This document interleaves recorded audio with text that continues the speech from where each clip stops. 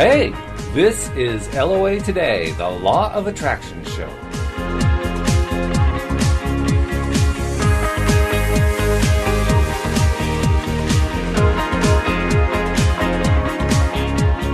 Welcome to LOA Today. My name is Walt Thiessen, with my brother Mark and my sister-in-law Iona on this Thursday, May the 4th, 2017. And it is a momentous day for a number of reasons, not the least of which is because it's my 60th birthday. Woohoo! And boy, do I start to feel old when I say that I'm 60, for goodness sake. Age is nothing but a number. And then I began to realize that we're talking about the law of attraction on this show. And as we talk about the law of attraction, one of the things we want to focus on is, well, what we want to focus on. So that's what we figured this week's show would be about, how to stay focused on the things we want and off the things we don't want. So one of the things I'm trying to take my mind off of is the downside of being 60. And I want to put it onto the upside. Yes. Because that's the only way anything's going to go right for the rest of my life anyway. If I'm focusing on the wrong stuff, forget it. You might as well just roll over. Yeah.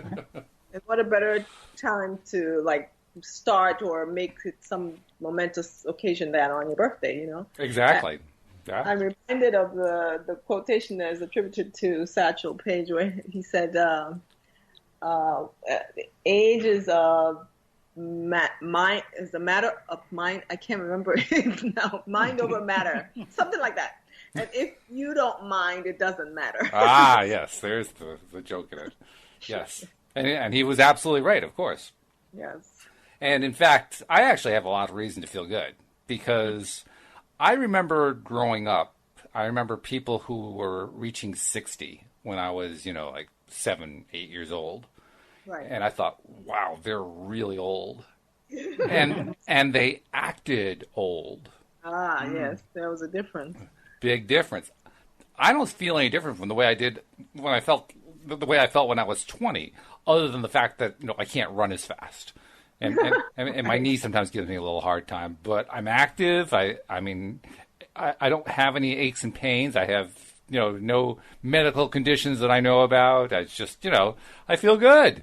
Yeah. So, why am I even considering the idea of being depressed about being 60? Why not feel good about the new 60? Exactly. That's what they call it, right? The new 60. New 60 is 40. Yeah, right. The new 60 is 40. Here I am aiming for 20. Oh, well. Right. Well, okay. You can make it whatever you want it to be. That's right. By the way, for those wondering where Joel is, he's still on a bit of a sabbatical, trying to get everything going, and progress is excellent from what I hear at the new center that he's now the director of, the operating director of. But he's brand new on the job there, and so he's got a lot on his plate, and that's why he's been taking these last few weeks off. But he is coming back. Not sure if it's going to be next week or not, but once he comes back, we're going to pick up on talking about The Secret like we were doing before he left, and we're going to work through that book and movie, one chapter at a time, and do it just the same way we did the Napoleon Hill book, Think and Grow Rich. And anybody who is our regular listener knows how well that went. So something to look forward to. But this week, like I said, we were talking about what it takes to stay focused. And I was noticing today, I take a daily walk, and I was on my daily walk, and I was noticing something that I've noticed many times before, which is it's very easy for me to be distracted. Our subconscious minds like to tease us and poke us with all these little negative things from, recent history or from our own recent histories or distant history, childhood history, whatever. All these little negatives because it's insisting that we have to focus on negative stuff. And it's been a constant challenge over the last 8 to 10 years that I've been trying to apply the law of attraction in my life to remember to stay focused on the stuff that I want, which means taking my mind off of that stuff that my subconscious mind feeds to me. Mm-hmm. So I'm thinking about, okay, what does it take to do that? Well, there's really 3 parts to it. The first part is recognizing that it's happening. Right. One of the hardest things is when you have an old established set of habits where you're constantly focusing on all this negative stuff, it's not like you volunteered deliberately to do that. You did volunteer, you just didn't really pay much attention to the fact that you were volunteering. Right. And so it's just habitual. It just keeps happening, and you don't even think twice about it until you think twice about it. So that's step number one. You have to think twice about it. You have to say, oh, wait a minute. That's the negative stuff. That's the stuff I got to stop focusing on. Because if I want to attract what I really want to attract in my life, that's not going to get me there. Okay. Yeah. So I recognize it. That's the first step. Okay. And I have to say, honestly, it took me a number of years to get that step down. I'm not kidding. That's a tough step. Yeah. Yeah. And the longer you've been alive, the more you have built up, more slush you have built up in your subconscious mind that your mind just keeps throwing at you. So, I mean, there's a lot of repertoire to work with there. Right, definitely. So it does take a little while to kind of start turning that corner. Okay, yeah, first. A tree that has grown in a certain way, and now you are trying to get it to grow in a different way. Exactly. So that's the first step.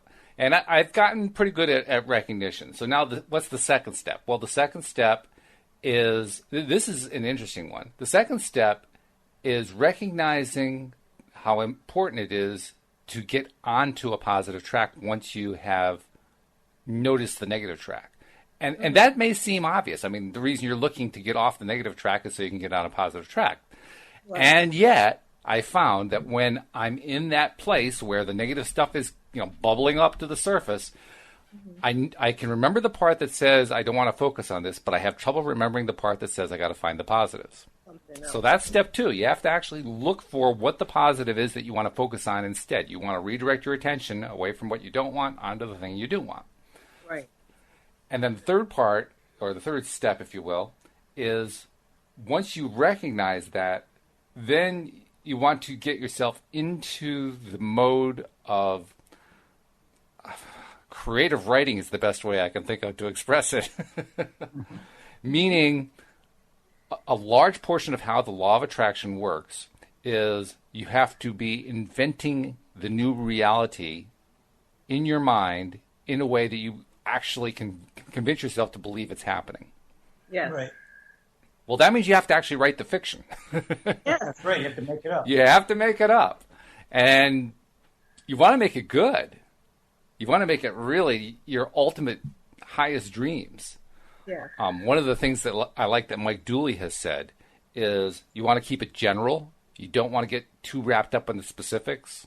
You want to aim for the large things. You want to aim for the happiness and the satisfying career and wonderful friends. The broad brush type stuff.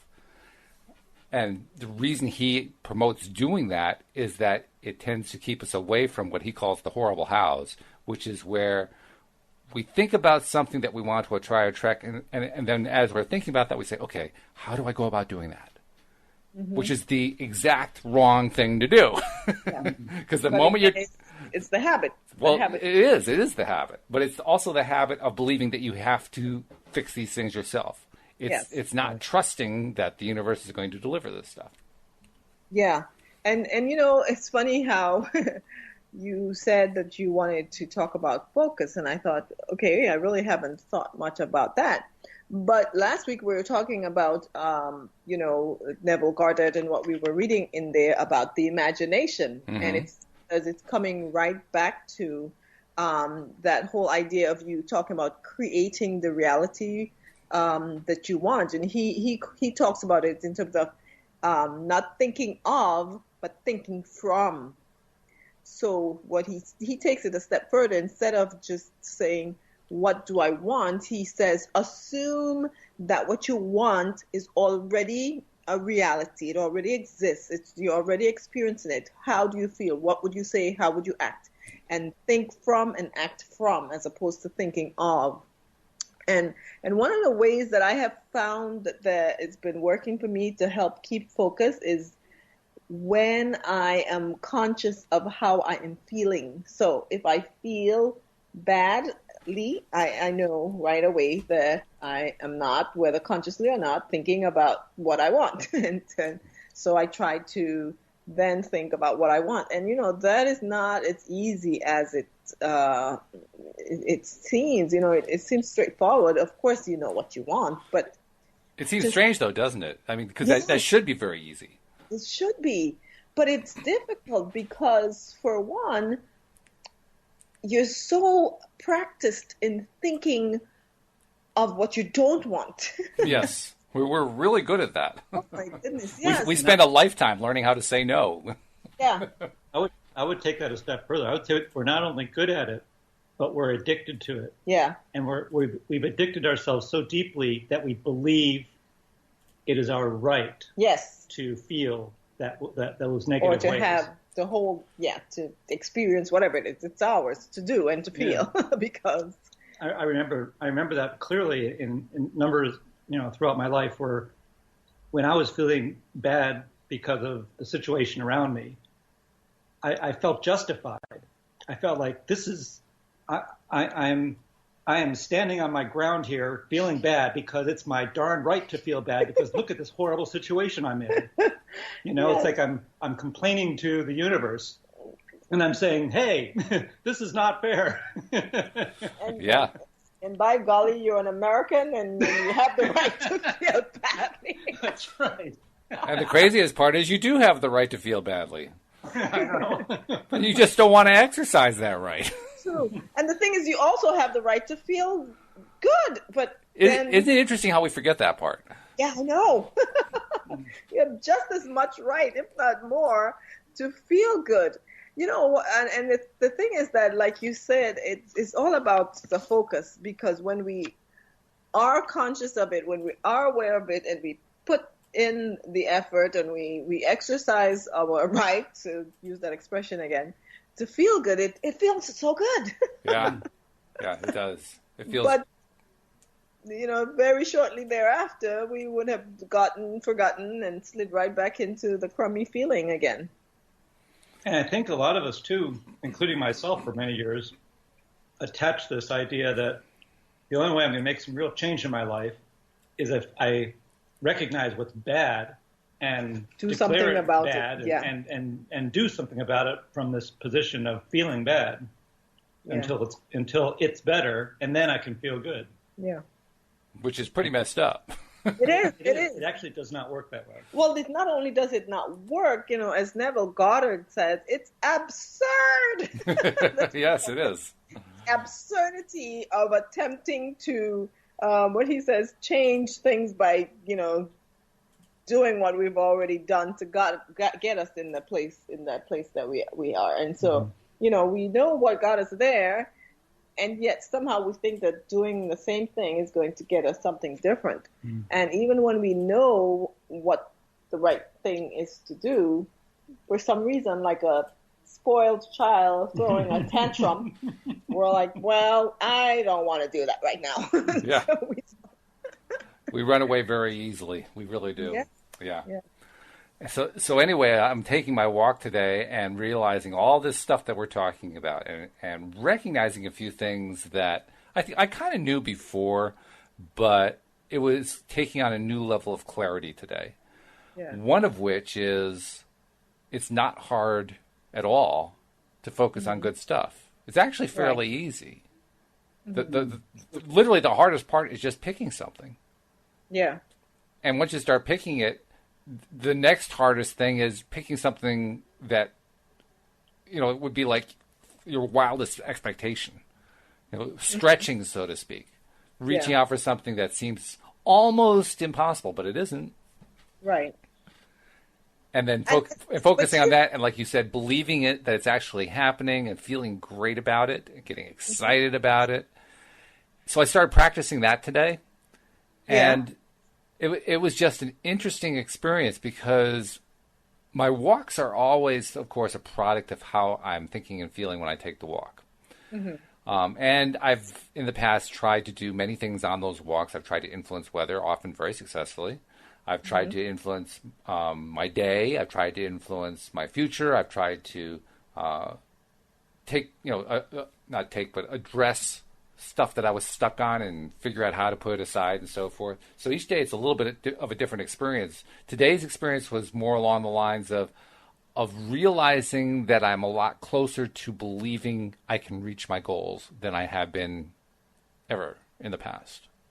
In other words, I feel it more. I believed it more. Okay. And realizing that's actually the latest step in a progression that's been going on since I started. Yeah, yeah. In other words, in short form, I'm making progress. Making progress! And that's how it happens, you get these bursts of these aha moments when something you may have been struggling with consciously or even unconsciously, and then suddenly it's all clear and it makes so much sense, and you're like, wow, why didn't I see that before? Yeah. But I think that's how the growth and the development happens, there is, you have that uncertainty and you're just trying to figure it all out, and then all of a sudden you make this leap in your next stage of development, and you stay there for a while. And so now you're trying to figure out what to do with this new information, and until you have another revelation or of some kind. Well, I don't know if it's another revelation, but it's certainly the latest step in the progression, the latest step in the development. Yeah. And that's worth celebrating. Yes, definitely. And really, this whole process is learning how to celebrate the little stuff. Yes. So that's another learning. It seems like there's so much learning. I love the different kinds of exercises you can do. I actually have a couple. Louise and I have one that we do every night, and I have one that I've been trying to do every morning. The morning one is a series of affirmations that Louise and I have written over time. I've written most of them, but she's also helped some. And it's amazing how the more you focus on trying to expand on them, improve on them over time, you start to see things differently. It's kind of like when you write something. I don't know if you've ever been a writer for the purpose of reaching out to an audience. Yes. Okay. Well, if you have, then you know that you're constantly challenging yourself to write something and then go back and figure out how you can improve it, right? Yes, definitely. Well, yes. That's what I've been trying to do with the affirmations. Figure out how I can improve it, and as a result of that, being very dedicated and committed to over and over and over again, different days, looking at it, making tweaks here and changes there. It's actually evolved over time. And become very much what Mike Dooley was talking about. It's become much more generalized. At first, we had all kinds of specific goals on there. Yeah. I realized through trying to use those as affirmations why they aren't as effective.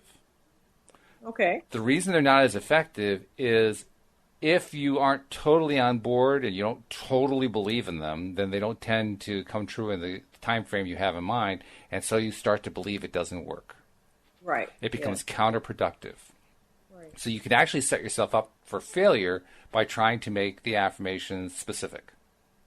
Yes, and what I have, I've had an aha moment of sorts regarding the affirmations too, even just from reading Goddard's book, because when he talks about using your imagination to go into that state of you having your dreams fulfilled, I realized that it's the same thing that you're attempting to do with the affirmations. And so if they're too far-fetched, then you're not able to go there. You might be repeating them, you're saying them, and you may believe them cognitively, but emotionally, there's no match. And if there isn't a match, then you won't, be doing yourself justice. In fact, you might be doing yourself injustice, because if there is a mismatch, you're actually then activating your disbelief of the affirmation and your belief in the opposite of the affirmation. Exactly. So that's what I was experiencing. You're then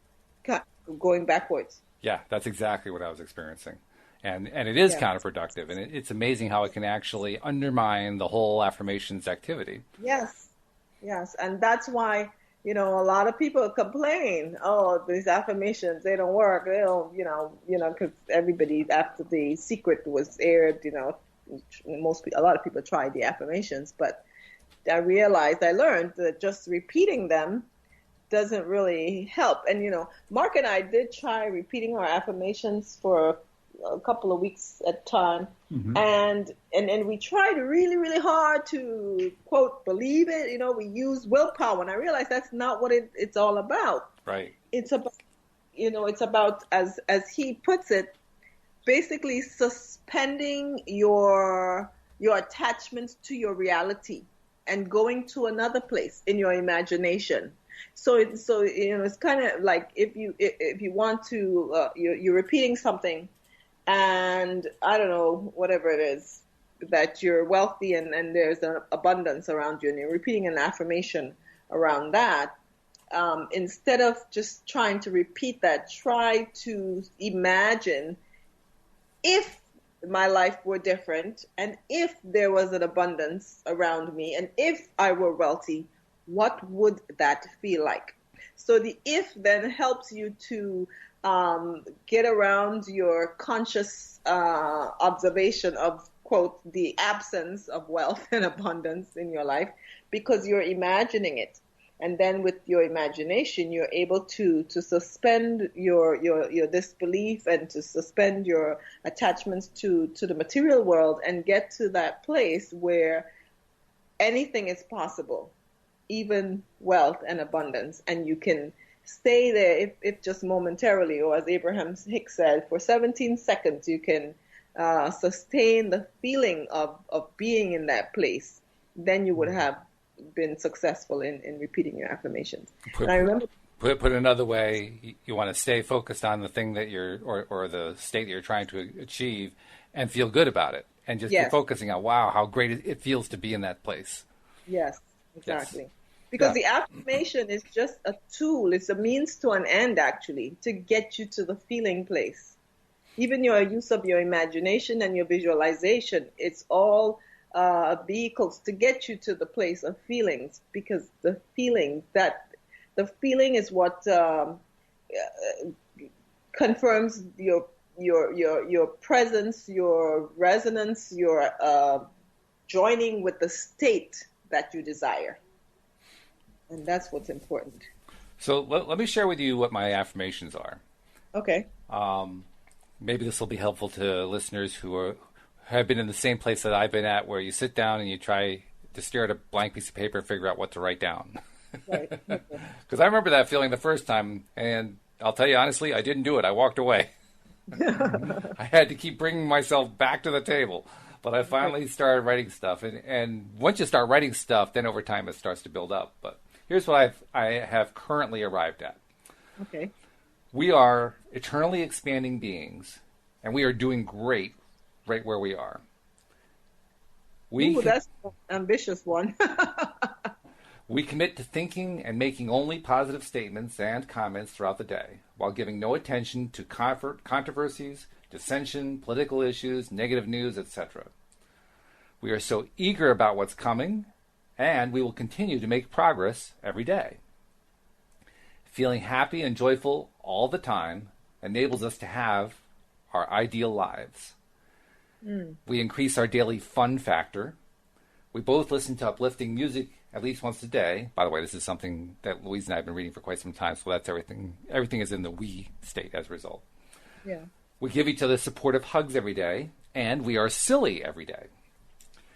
Okay. Each day we relax and do only what we want to do. We wake up in the morning, and the first thought that enters our heads is that we are free to do whatever we want with the day. What a relief. We notice various activities taking place in our general area and peruse on a regular basis the events calendars of places we wish to visit and things we wish to do.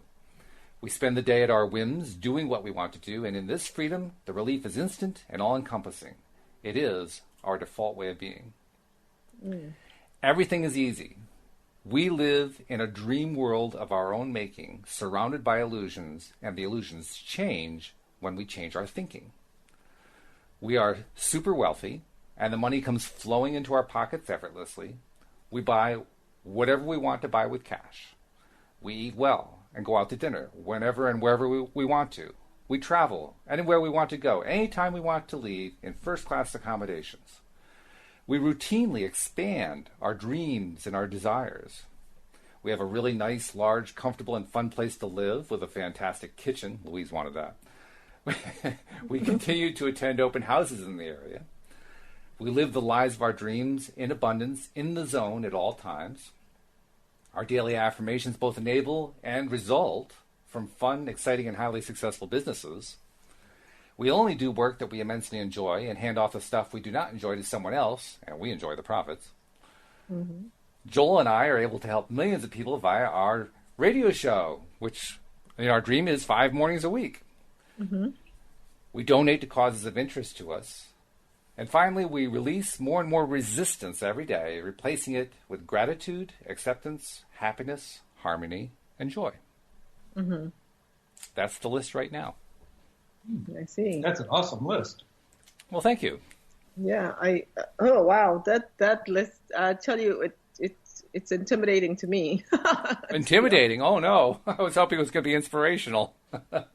No, so that's one of the problems I had with affirmations. I realized that there were certain affirmations that just made me more afraid than anything else, and I learned from I forgot where that in those cases you have to.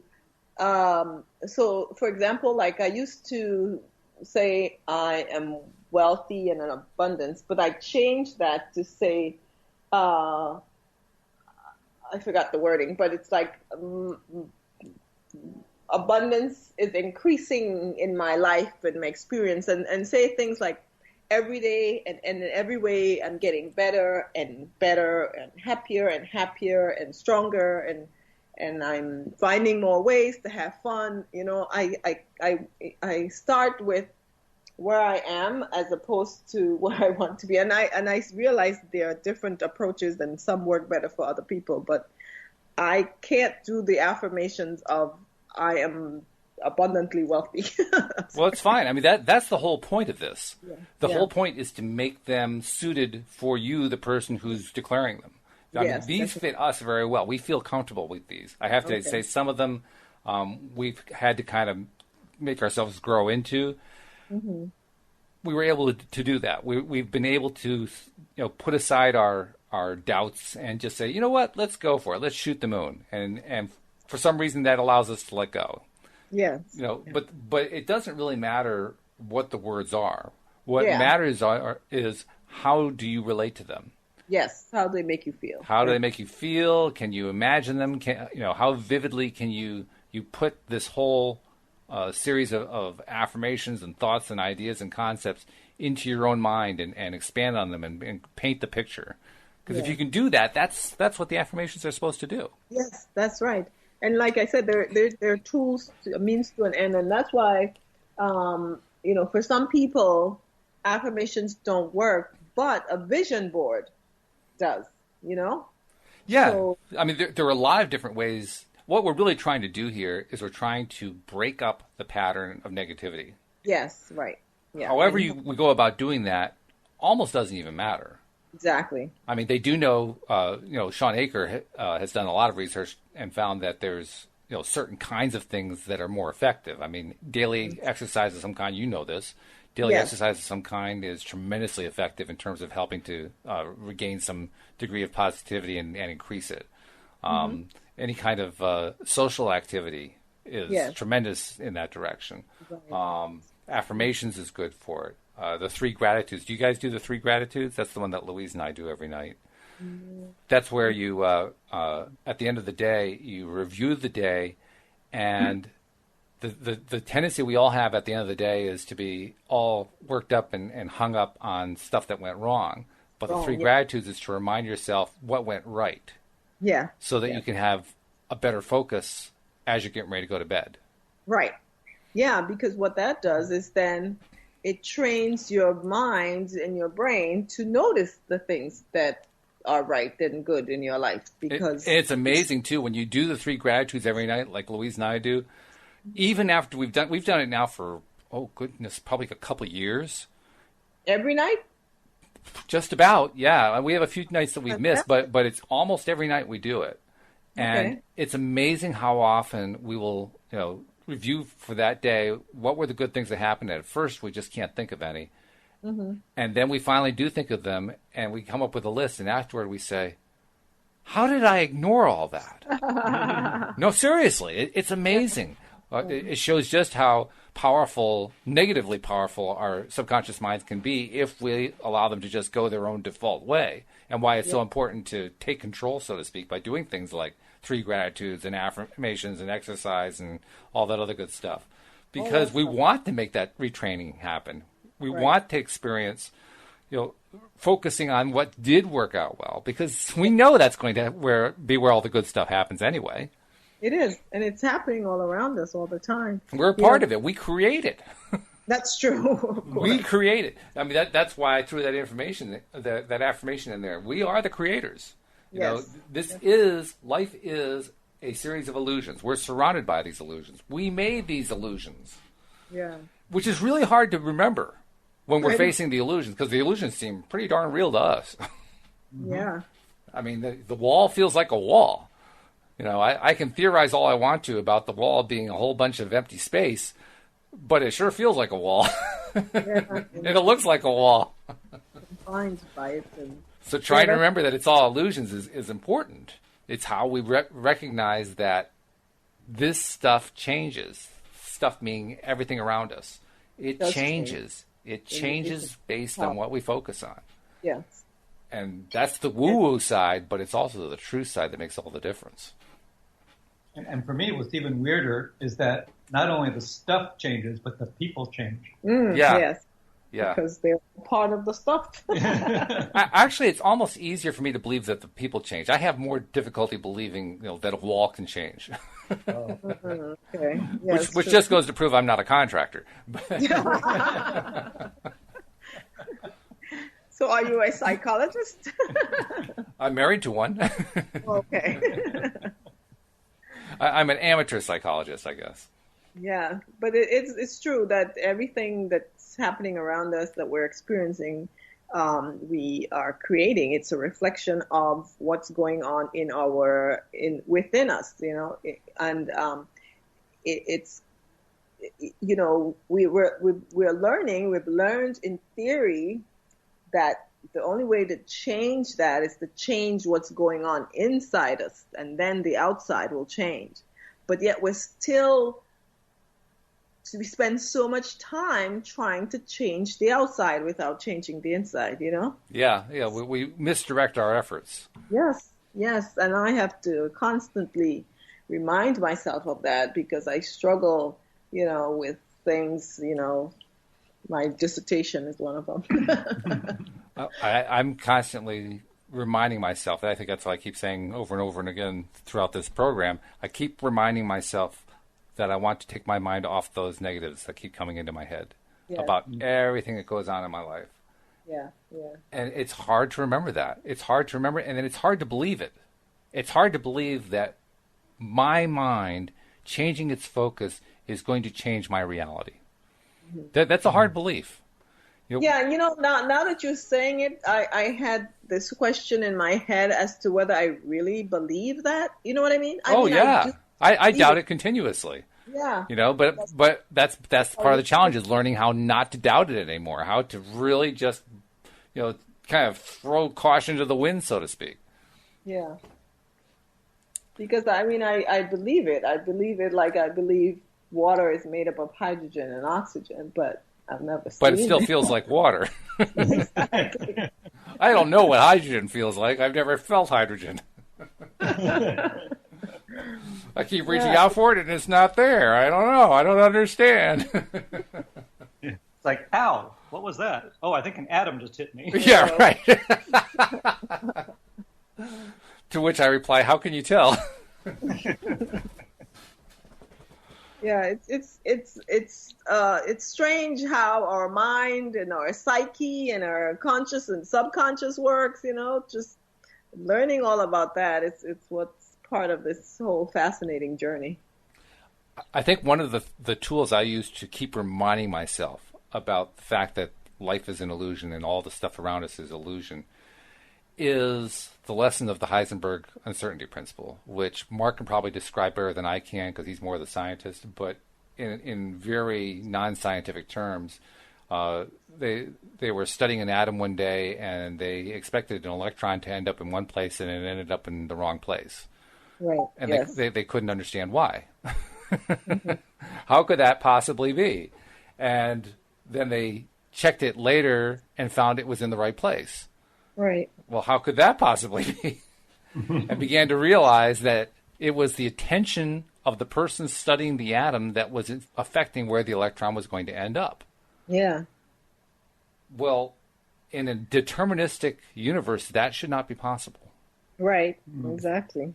In a deterministic universe, in what we might call a Newtonian universe, everything is fixed, pure, cause and effect. Yeah. It's all surface, it's all physical activity and so forth. Well, apparently not. Apparently the impossible happens routinely. Right. Yeah. You focus with your thought and it changes the material reality. Exactly. And it took a long time for me to emotionally come to grips with that. Yeah. Because that shakes up your universe.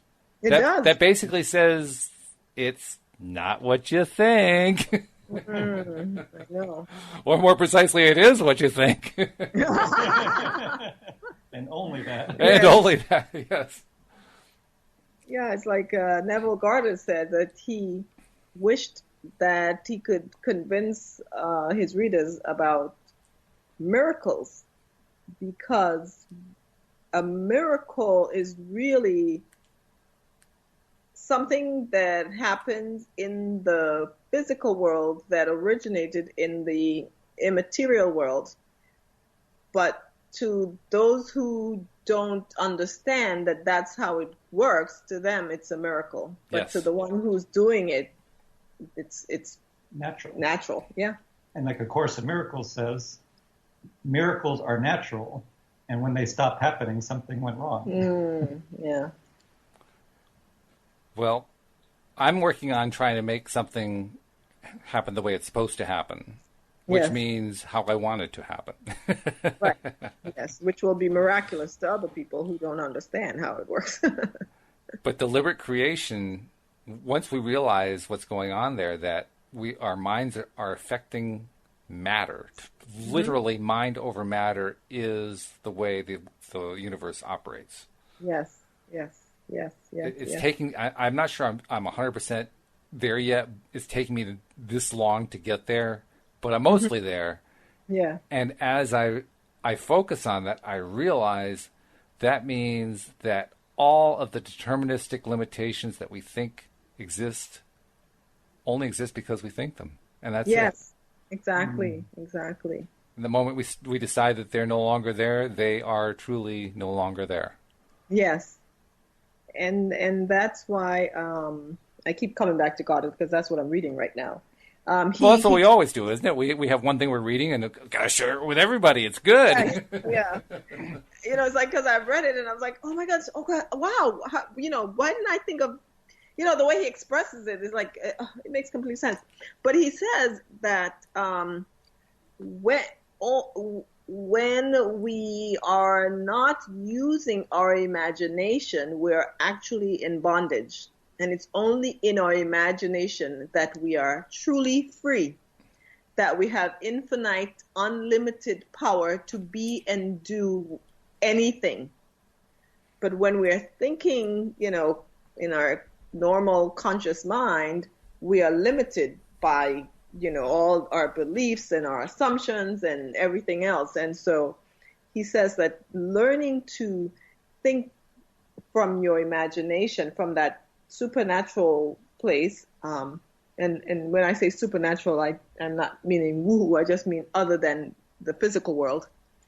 Learning to realize that our thoughts carry a vibration that then affects our world around us. When we learn to do that, when we master the ability to do that, that's when we are truly free. I think that's true. Yeah. Wow.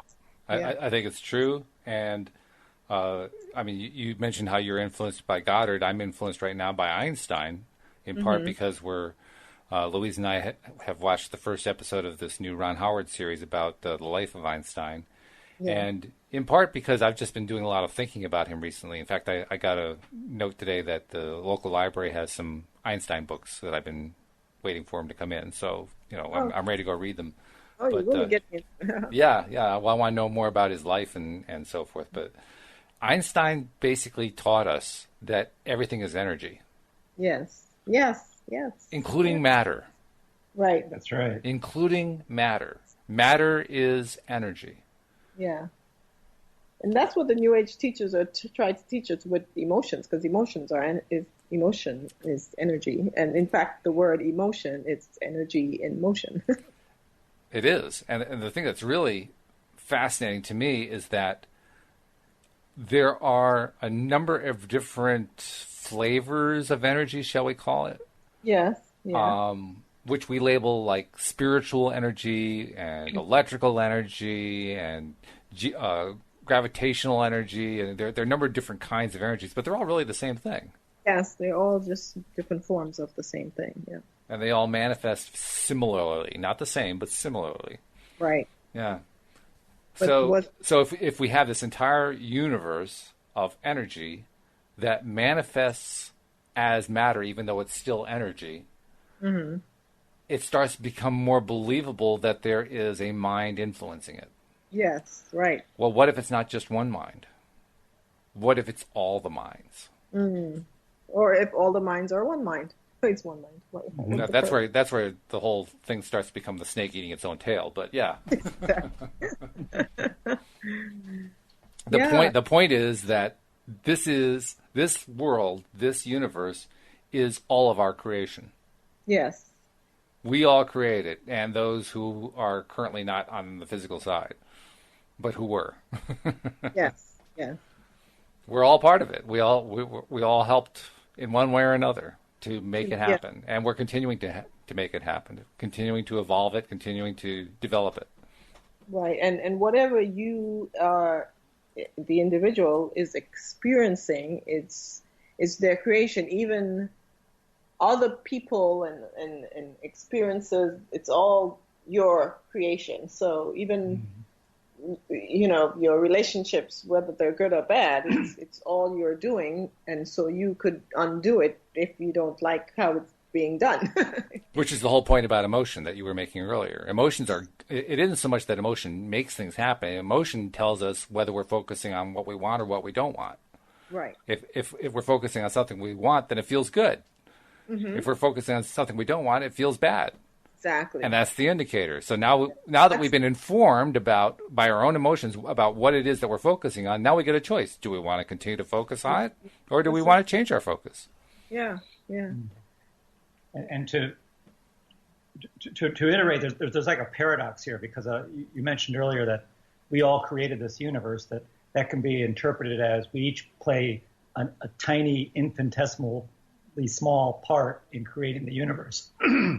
But really, the experience that we have when we practice this is that we are the sole effector of the universe. Oh, yes. Right. Our universe. Yeah. Yeah. Yeah, and there's a corollary to that, too. The corollary is, I can't harm your universe. Right. Yes. Which is really weird. Yeah. Can't say I understand it, but that seems to be what it is. Well, it goes back to the expression that is attributed both to Maya Angelou and Eleanor Roosevelt, but I think Eleanor Roosevelt said it first, that no one can offend you unless you permit them. Yes. True, yeah. That's right. In which case, what you're really doing is offending yourself. Exactly. So no one can harm you unless you allow that. You open yourself. You permit that person to come into you. But you would have first have offended yourself in the first place. So I guess that's why we call it taking offense. Yes, exactly. Yes. Like a buffet. Oh, you want one of those? Okay. Have some offense. Here's some really good offense over here. I'll take that one. I know. It's like we actually just choose it. Like we have some, what's it called? A penchant for suffering. Masochism? Yeah. It's like, we're like, oh, I want to feel terrible today, so I will choose to feel this, to choose to say this or hear this or accept that or believe that or whatever it is. And that's the other thing that I've come to realize, and I think I shared this before, and it just occurred to me that a lot of times the emotion precedes the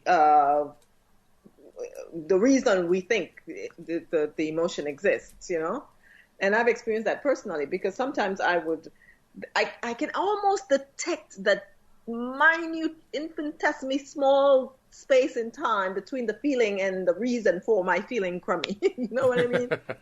And, I realize, okay, I'm feeling crummy, and now my conscious has searched for a reason and attached myself to this experience, right, or the fact that I don't have this, or someone said that, or whatever the reason might be, But you're right. The search is instantaneous. It is, so much so we don't realize it a lot of times, and we think that we're feeling badly because of this experience, not knowing that no, at first you felt bad, and then you latched that feeling to that experience. Some thought, yeah. Whenever I'm talking about this topic, I inevitably flash back to a 1970s television program called Hee Haw. And on that program, they sang a song every week. The song, I won't try to sing the song, but I'll basically recite the lyrics to you. It goes like this: gloom, despair, and agony on me, deep, dark depression, excessive misery. If it weren't for bad luck, I would have no luck at all. Gloom, despair, and agony on me. And they sang it like it was a fun, happy song.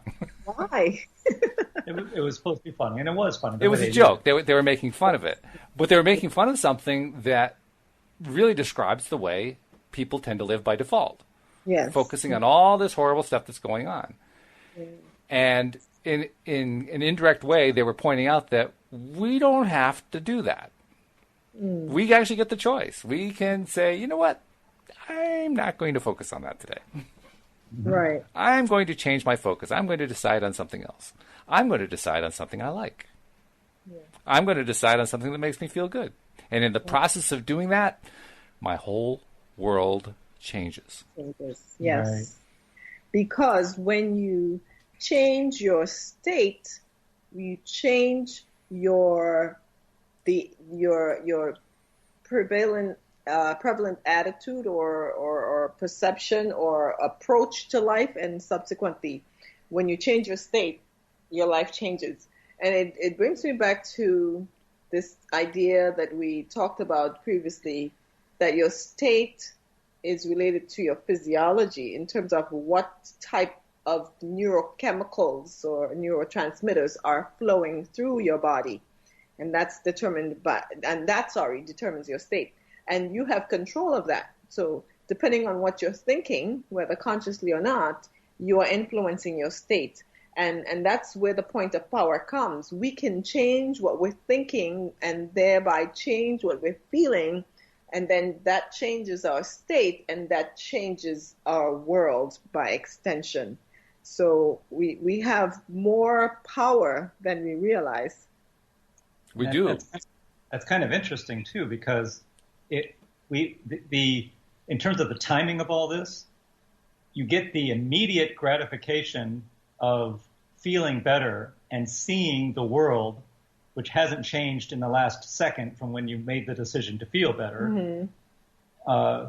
You see it in a much better way. It looks better, it feels better, it sounds better, and you're suddenly like, oh, I like life after all. That's right, I forgot. Yes. and yes, if you keep doing that and doing that, eventually the world does change to match your new attitude. Exactly. Yes. So there is a time lag, but the time lag is not a time lag of happiness. Right. But that's true too, because there is no time lag in happiness.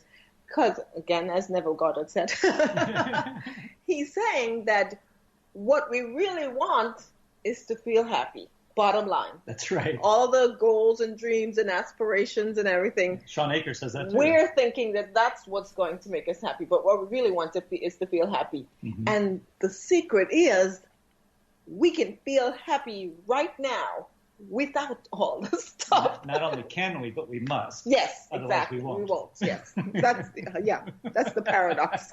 And the other paradox is, unless we choose to, we don't actually achieve any of our dreams. Right. Mm-hmm. Yep. That's the most mind-boggling part of all. Right, because we traditionally rely on our dreams to make us feel happy once they're achieved. Yeah. I've really been noticing how I think you used the word addicted. How addicted I am to waiting for my dreams to make me feel better. Mm-hmm. Yes. And I am bound and determined I'm going to change that way of thinking. I am just going to do it. I'm doing it now. I'm making progress on it now, and I'm just going to keep going because I can tell you from 60 years of experience, it doesn't work. It doesn't work doing it that other way. It doesn't work trying to wait for the dream to make you feel better. It doesn't work. Yeah, but or even slaving away to make the dream happen to therefore make you feel better.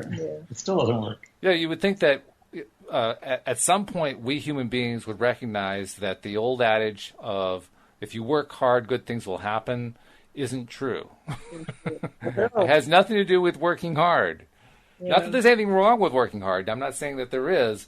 I'm simply saying if you're hoping that working hard is going to make your dreams true, you're barking up the wrong tree. That's the wrong place to look. The right place to look is what's going on inside your head. Right. The thing is, we've been taught otherwise for so long, and there continues to be reinforcement of that erroneous idea all around us. Well, that's the challenge. So now the challenge is, in spite of all this insanity that goes on around us, can we choose to refocus internally? Yes. And the answer is yes, we can. Yes, we can. We just have to choose to. We have to make it a deliberate effort. And it takes time to learn to do it. It takes time to redirect the attention. It takes time to break the old habit, replace it with a new habit.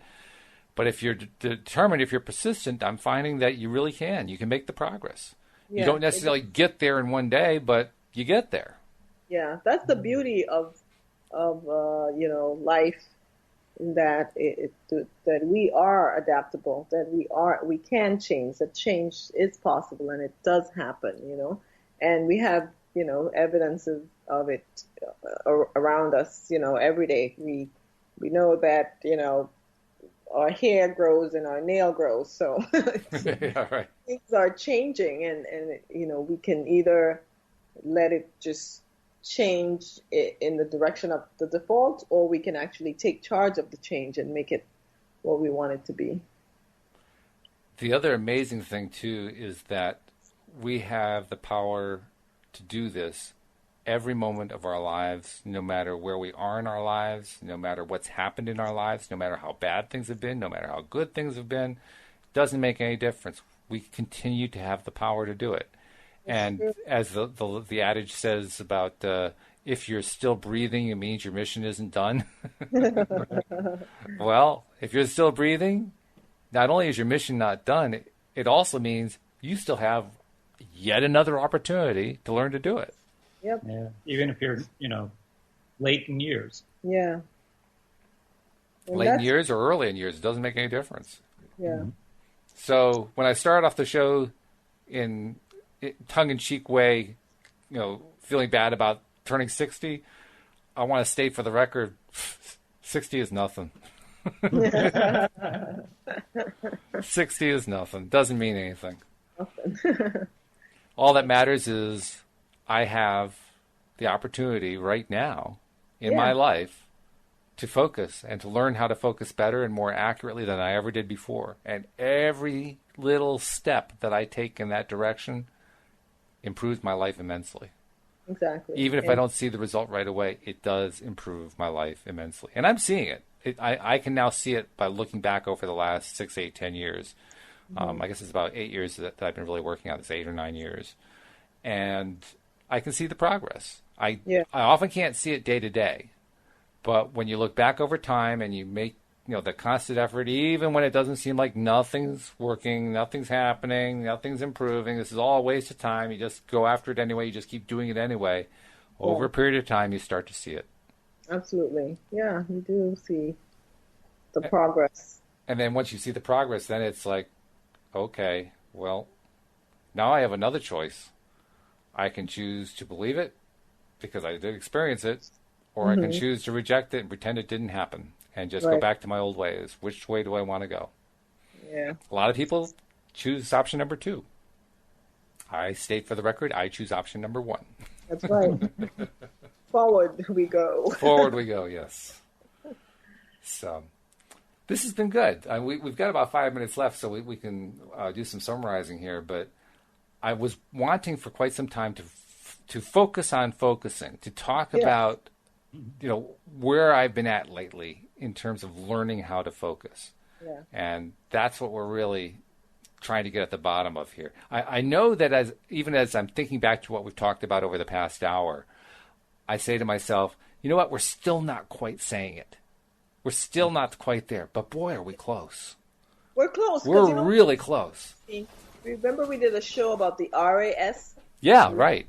Activating system, yes, and that is that part of the brain that decides on what we're focused on, what we focus on. But then and it has been trained and conditioned to focus on certain things, but we can retrain it to focus on other things, and that's what we're doing with the affirmations and the visualizations and the vision board and all these different things. These are ways that we're reconditioning, reprogramming our RAS to find the good things in life and thereby bring more of that into our experience. It's actually been a couple of years since we talked about that, so why don't you take a minute to just clue people in what the RAS is? You named it, but what's the purpose of it in the mind? How does it actually work in the human brain?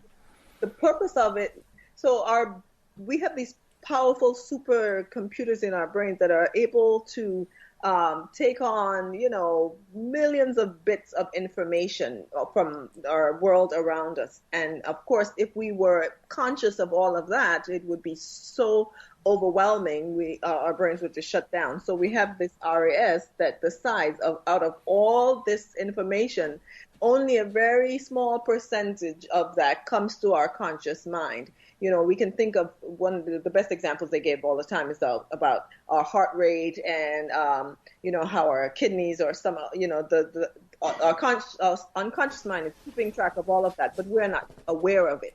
And there are lots of other things that's happening that we're not aware of it. Including everything we see and hear and taste, all the senses. All the senses. Constantly sensing things, we're seeing things that we're not even aware that we're seeing. And so what happens is the RAS becomes trained to only bring to our awareness a small percentage of things. Unfortunately, it's been trained to bring things that are potentially threatening, that at least that we think are a threat to our physical being and our existence. Which is why humankind spends so much time focusing on threats. Exactly. But what that does is that gives us this heightened sense of victimhood, that people are against us, life is against us, everything's going to go wrong, it's all going to fall apart, it's all a disaster. We think that approach is what keeps us alive and keeps us thriving and keeps us from going under, kind of thing. But actually it's not, because the more we focus on the wrong things, the more wrong things we see happening in our existence.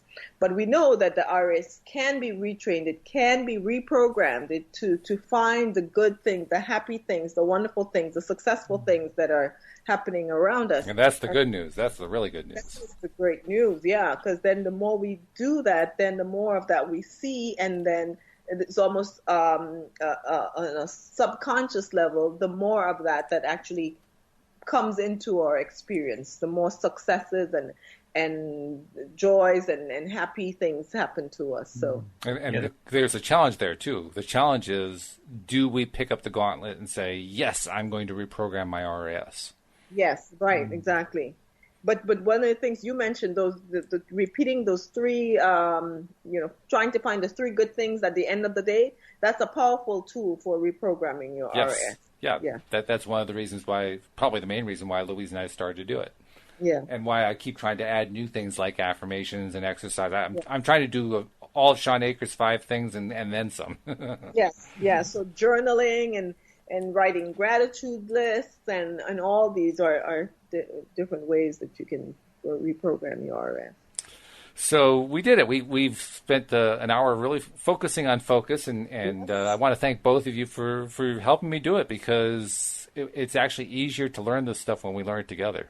Yes, it helps a lot talking through it. To talk through it and to share experiences and to share what's going on. And hopefully our listeners are picking stuff up too, maybe relating to things in their own lives. Hopefully it's been that kind of value for them. But guys, it's been a pleasure. Thanks for joining me. Thank you. You're welcome. Thank you. We'll see you all next time here on LOA Today. Goodbye, everybody.